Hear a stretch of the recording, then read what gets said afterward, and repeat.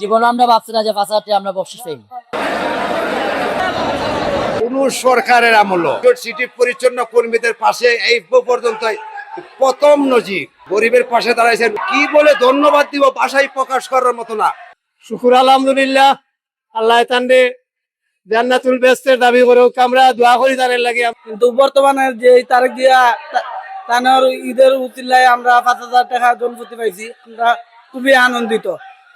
আর ওনাকে আমার আন্তরিকভাবে ধন্যবাদ যে এই উদ্যানটি উনি নিয়েছেন, গরিবের দুঃখ উনি বুঝেছেন। আশা করি আরো উনি আমাদের দুঃখ কষ্ট বুঝবে। এই টাকাটা পাওয়াতে মনে করেন আমরা ঈদটা খুব আনন্দে যাইব, আর ঈদের মার্কেটটাও মোটামুটি হয়ে যাবে।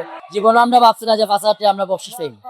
অফিস বাবদ একটা, মেয়র একটা, ওইটাই আমরা যারা দিছে আশা করি তারা সারা জীবন সুখী থাকুক। আমাদের মতো লেবাররা যদি কে রাখে ওটাই ওদেরকে ধন্য, আর কিছু লাগে। আমার ভাই ভাতিজা আছে, ওদেরকে শপিং করিয়া দিমু, নিজেও শপিং করবো, মা আছে শাড়ি দিমু, বাপ আছে দিমু। এগুলা কি ধন্যবাদ সরকারের, যেহেতু আমরা প্রতি সারা জীবন থাকে যাতে আমরা সরকারের ভালোবাসা থাকি। আমরা লেবার গোষ্ঠী তো আমরা লেখাপড়া নাই, আমরা যখন প্রতিষ্ঠানে কাম করি যাই ইনশাল্লাহ, তাই শুধু আমরা লেবারে একটু হইলে শক্তি দিবা।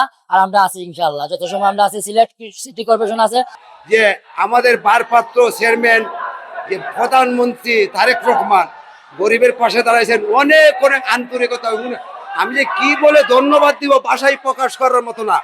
আমাদের সিটি কর্পোরেশন পরিচ্ছন্ন কর্মীদের পক্ষ থেকে আন্তরিক ধন্যবাদ, আন্তরিক শুভেচ্ছা জানাই। আমাদের ছেলে মেয়ে যারা আছে, মা বোন যারা আছে, ওনার জন্য যাতে আমরা দোয়া করতে পারি।